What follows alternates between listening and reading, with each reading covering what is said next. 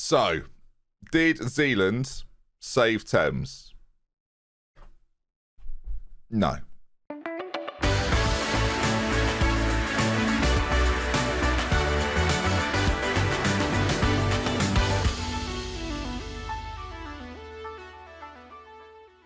Hello folks, welcome back to another video with me, DoctorBenjyFM. Good to see you. I hope I find you very, very well. He didn't save Thames, but he certainly helped, and that's good enough for me. For those who haven't seen it, Zealand, the other football manager YouTuber, you've probably seen a few of his videos lurking around your recommendations. He took on the Thames save. He does a series called Saving Saves, where he attempts to save saves, and this was the save that couldn't be saved. Can I say save any more times? I knew when people have suggested for ages, right, get Z to save Thames, send it to him, get him to figure it out. And I knew that as someone that's played the game for 20 years and knows a fair amount about the game, he wouldn't be able to save it. So I was delighted to send it his way. But there are reasons as to why Thames are unsavable to some degree, although there might be some light at the end of a dark red tunnel. So listen, this save this season has proven to be very, very difficult. And for those that have watched the series, and maybe you've come from Z's video and you want to know the inner workings behind it, I've had a few people say you didn't follow Z's advice. Two things on that, which I should absolutely focus on. I think those that are watching the series throughout, well, you will have seen that injuries and suspensions, they happen. So when Z got hold of the save, it was Eastleigh, right? It was perfectly done. We started at January. We had a bit of the January window to try and get through, and then the rest of the season, which with 5 wins from our last however many games, wasn't great. Now, the important thing to bring up here is the formations that we used in those games, right? We were playing a whole host of things early in the season, trying to find, say, consistency through inconsistency, and you can see sometimes we change the formation from something different and get wins, and at that point you think, oh, maybe we can just change it and alter it a little bit, and again, suspensions and injuries alter the way you play. When you're doing a lower league save, having a key player get an injury or suspension generally means you have to try and find a way to replace him without replacing him, right? It's very difficult to have a squad set of 22 players that you've got a ready-made replacement who's always going to be slightly worse, right, in the way that real club football happens. So you have to make alterations, and that's what we had to do. When you see what we did here, we went for a 4-4-2. When Z came along, he said play them slightly deeper and try and figure that out. And we did, right? And for a short period of time, it felt like we were getting a few wins under our belt. And then we hit Harrogate. And at that point, we'd lost 4. We'd not won in 6. And I felt like we had to go back to playing a little bit more offensively. And we did. And that's the frustration, right? You do it, you win 4-0, and then you lose 4 in a row, scoring 1 goal. And I realised once again, I have to change it. And we got 4 points for the final few games of the season. So that, to me, made me feel like sometimes changing it does work, right? Sometimes it's just not working and you have to switch things around. System-wise and team-wise, this is how we ended the season, right? Playing sort of a 4-4-2 with advanced wingers, and Hockin, who he recommended, is quite a good option for us, right? Maybe he doesn't have the work rate or the defensive abilities to make us actually stronger defensively. And when you've got a player who ends up with more red cards than he did goals this year, that's always frustrating. 6.74, I can't really grumble at that. Now, this is pre-transfer window, and part of Z's advice was to go into the youth transfer market and bring those players in. I did a live stream, which I will link down below for those that want to watch the completed pain of a live stream. Bringing in transfers for this team and making them a force to be reckoned with is very, very difficult. The reality is, and this is why Z couldn't save it, this is why I am struggling so much to save it. This is now our 5th year in the Vanarama National. This is the problem. Like, you're looking at it, right? This team is not a good team. We are so far from being a good team, whatever a good team is. The ability of our players compared to the ability of the players in our division is a reason that our season preview looks like this, right? Even Dorking, a side that are equally rubbish, I think is the phrase I would use, have the odd player that has got, decent. Again, he would be perfect at our team because he's not very good. And they have got a similar issue in that if I roll through their sides, you can see the players in this team are not particularly good. There's reasons why we're both in this situation. The frustration, of course, for me, is that Dorking, if I'm not mistaken, we're a newly promoted side. If you go back to the Vanarama National preview, you can see Dorking has come up, whereas this was our 5th season in this division, and we are in this position where financially there is absolutely no wiggle room. And I'm now realising that to get out of this position, I probably have to spend my way out of this position because it'll force a takeover, because the owner will think, this is not a sustainable business, I need to move on. or ultimately we will just crash and burn, and and maybe be sacked because of it. And if it brings an end to the pain and the nightmare, so be it. Of course, I don't want that to happen, but it feels like a real possibility right now. £500,000 worth of debt is something that we've been sitting on now for an awful long time. The income that we're making each year compares to what we're losing.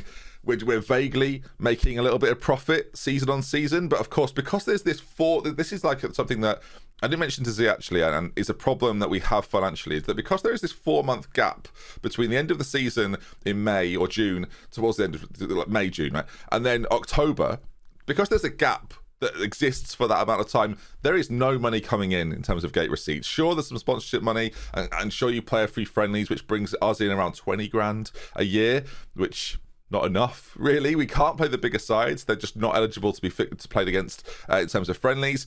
And sometimes even when you schedule those, they get rescheduled and another game pops up and gets in the way.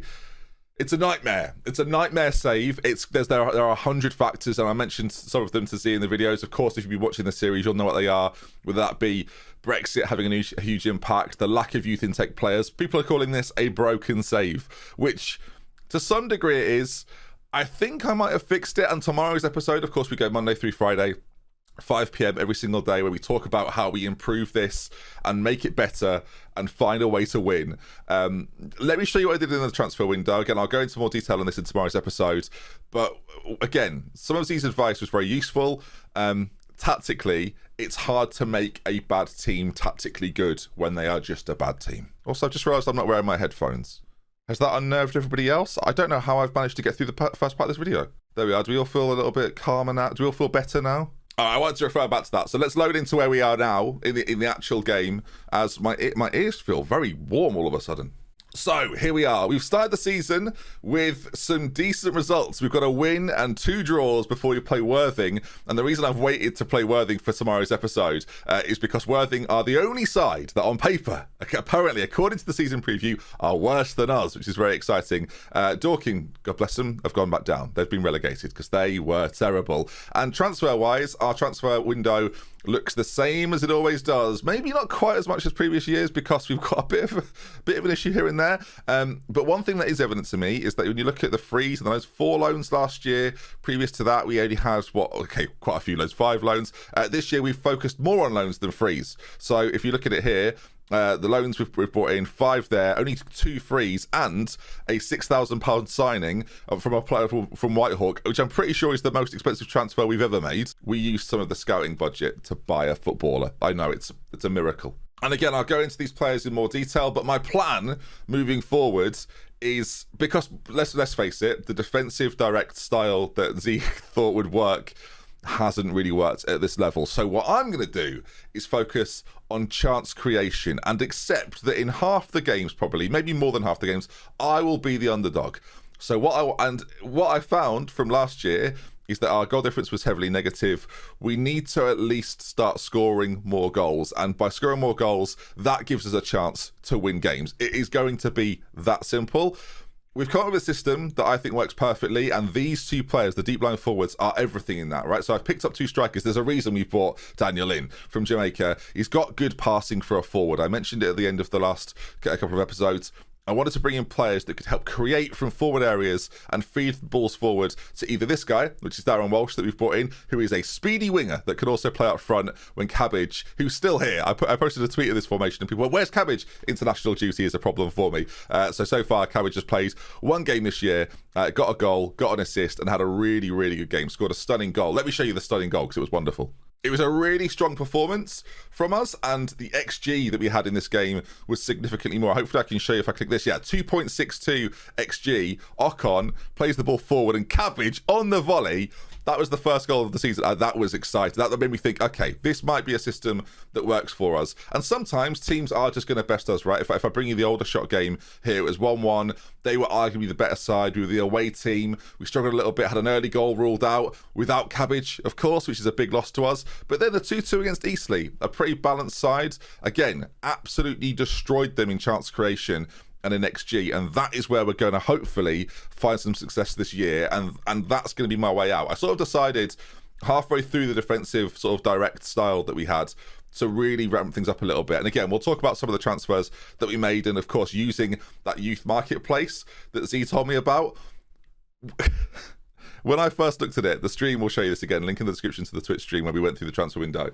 There was like 2 or 3 options that we could have signed, and even those options weren't great in terms of youth contracts, which is something Z talks a lot about in the video he did. Again, I'll leave a link to that in the description too, so you can see what his ideas were in the conversation we had. And of course, thank you to him for doing it. It's really cool to see. I'm getting a lot of messages, like Fox in the Box messaged me like, oh, do you want me to help? I've spoke to Jack about it, work the space. Lots of people are looking at this save going, this is fascinating. How do we get out of this? And it's almost becoming a group project that feels unsolvable, but I feel like this is probably the best way out, to play a heavily attacking. You see the fullbacks. We've got Ocon as a Mazzala bursting forward. Ridgewell, one of the best loan options we had, and one of the bigger loan spends that we've got. It's not a youth player loan, but it looks decent enough to me to sit in the middle and be a problem for teams. It's got a goal as well, which is always nice. Scored from a corner. So the squad is quite inflated still. That is a big issue for me. Financially, again, this is sort of post-window. We're spending just over the budget still. Only just, but we are still spending just over. And I let a lot of players go that were with me last season that ultimately were part of the problem. I say a lot of players go. Lots of like familiar names, Ings, Dixon, Burns, Adam Phillips have gone. Players that I was using quite a lot last year and clearly weren't making us any better. And some of the loans that we've brought in, you can see are going to be pivotal to our successes moving forward, I hope. And we signed Paul Gore, who is a decent left back, I think. And I'm paying nothing for him, which is always very exciting. Hopefully the loans can be a big help. We lost out on so many major targets, and that is the continual problem. The stream we did yesterday was hilarious, actually. There was the amount of times we found perfect players, offered them contracts, they went, that looks great, and then just went to someone else. It happened probably 25 times, it felt like. But there we are then. Could Z save Thames? No. But will his advice potentially help us moving forward? Yes. And that's exciting. Hopefully this season brings more. And yeah, you should check out all the content I did with Z. A lot of people asked, we mentioned the podcast that we did, both in that video and in the Draft Wars video that we did. It's a 57-minute long, almost podcast on its own, really, where we're talking through Football Manager content creation and how we work together. If you've not seen it, there's on my channel. You know, you've got a mouse, use it. Do you know what I mean? Come on, work at it. And the podcast we do, 20 good minutes, is available on Spotify and other platforms, but I'll leave the Spotify specific link if you want to go and listen to that. We do a podcast every single week called 20 Good Minutes, which doesn't last 20 minutes, but there's at least 20 good minutes in there, I promise. That's going to conclude this video then. Again, big shout out to the Zealand, the Canon Shannon, as I've just started calling him for no reason at all. And the Thames journey will continue. He couldn't quite save us, but as I say, he helps. He threw us, do you know what, we're drowning, and he threw us a rubber ring, and maybe we'll grab it. That's an analogy.